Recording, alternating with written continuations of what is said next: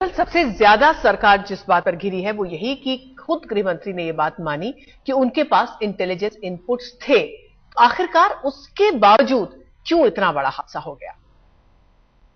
मैं समझता हूं कि यह समय आरोप प्रत्यारोप का नहीं है, लेकिन इसमें कहीं दो मत नहीं है कि आतंकवादियों के द्वारा ये चुनौती दी जा रही है और इसलिए इस संकट से निपटने के लिए पूरा देश एकजुट है।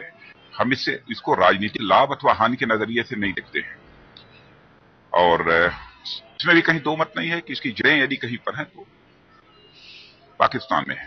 मगर आश्चर्य है, सरकार अभी बता रहे हमको स्पेसिफिक सूचना नहीं है। उसमें स्पेसिफिकली कह दिया हैदराबाद में, बेंगलुरु में, महाराष्ट्र में ऐसा संगठन होने का संभावना है।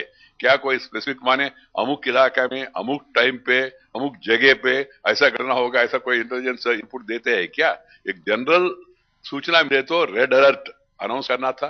रिक्की की है और तैयारी की थी, ये जानकारी आज कुछ समाचार पत्रों में आई है। अगर ये सच है और इतना स्पेसिफिक इंटेलिजेंस अगर मिला था तो फिर सावधानता क्यों नहीं बरती गई? यह अटैक टल सकता था। इसकी गहराई तक जाकर जो इसके लिए जिम्मेवार होंगे उनको कानून के कटघरे पर खड़ा करेंगे। लेकिन जो सबसे बड़ी बात है कि हम सब लोगों को, पूरे देशवासियों को धैर्य और संयम का परिचय देना होगा। जो आतंकी गतिविधियां हैं वो जानबूझकर की जाती है। देश में जो एक शांति का, अमन चैन का वातावरण है या आपसी सद्भाव का वातावरण है, इसको बिगाड़ने के लिए इस हमले को, इस घटना को घटने से या इस हमले को होने से रोका जा सकता था।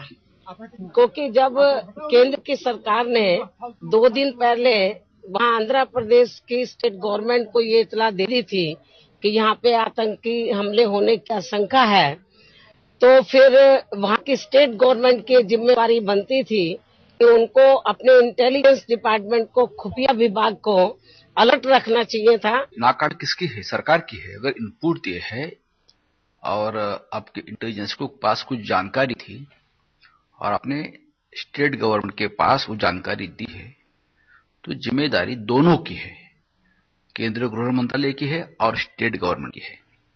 अगर स्टेट गवर्नमेंट ने अपनी जिम्मेदारी पूरी नहीं की है और इतना बड़ा हादसा हुआ है, तो मुझे लगता है तत्काल स्टेट गवर्नमेंट बर्खास्त होनी चाहिए।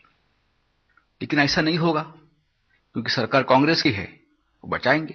इकट्ठे होकर एकता के सूत्र में बनकर हम अपने दुश्मनों का, अपने शत्रुओं का सामना कर सकें। हमारे समाज के, हमारे देश के शत्रु बार बार हम पर हमला कर रहे हैं, हम पर आक्रमण कर रहे हैं। उनका मुंहतोड़ जवाब अगर देना है तो राष्ट्रीय एकता से ही दे सकेंगे। एक दूसरे पर पॉइंट स्कोर करके और एक दूसरे की आलोचना करके हम नहीं कर पाएंगे। हम लोग एक साथ, एक आवाज में जवाब दें, मिलकर जवाब दें, तो हम उसमें सफल होंगे। मैं तो समझता हूं हम सबका फेलियर है कि अगर एक कैमरा वहां लगाया हुआ है और 4 दिन पहले उसकी तारें काट दी गई हैं और कोई उसको देखने वाला नहीं है, तो इन कैमरास का फायदा क्या है? इसलिए जरूरी है कि हम लोगों को, भारत को खतरे हर तरफ से हैं और अगर हमने बचने की कोशिश करनी है तो हमने ऑलवेज अलर्ट रहना है इन खतरों का मुकाबला करने के लिए, क्योंकि India is not surrounded by all friends. We have enemies around. Whose fault it is, this is not the time. This type of incidents must be condemned by everybody.